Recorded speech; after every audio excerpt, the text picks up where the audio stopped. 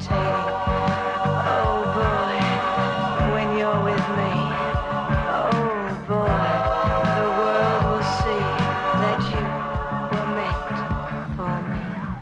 I started work in advertising agencies as a messenger boy running around London, and then sort of progressed through that whole advertising field into film company script writing. I found that was conflicting with the musical side of things because I've always been involved in music from when I was 7 or 8.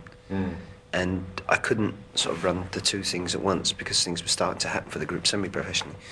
And I ended up working in a very famous tailor shop, hiring out dinner suits and things in London. I was studying interior design.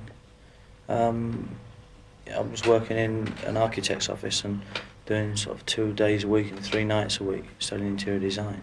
I was a very bad apprentice electrician. Yeah. Very bad. You always wanted to be a pop star, did you? Oh yeah, I used to sort of write words and sort of bring my guitar to work and practice at lunchtime and all that sort of thing. And who were your heroes when you were 7, 8, 10, 12? Oh, the Shadows, I suppose, and people like Dwayne Eddy and all that. We always had a theory, I think, or at least I did, that however hard, whatever you're doing rather, the harder you try, if you aim high enough, you'll probably only get 2/3 of the way there or half the way there.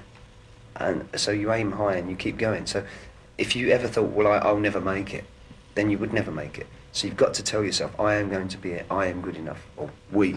Because there are thousands of, kids watching this program whose ambition in life is to be what you are. Is it the wonderful thing that it's made out to be? Well, I don't know whether you have the commercial on television here, but in England there's a commercial for American beer, which I won't mention the name of.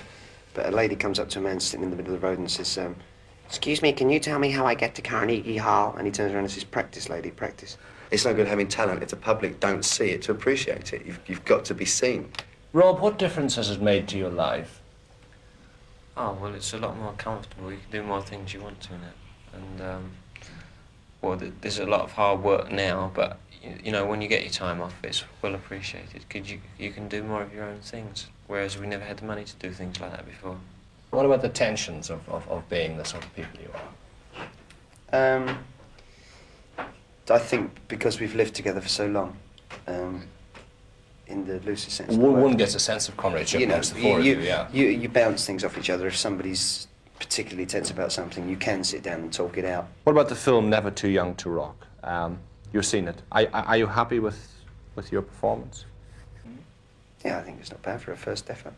I think you can always do better, can't you? Yeah, we can do better. I mean, In what way? We're Gone with the Windies next week. Yes. I'm doing that.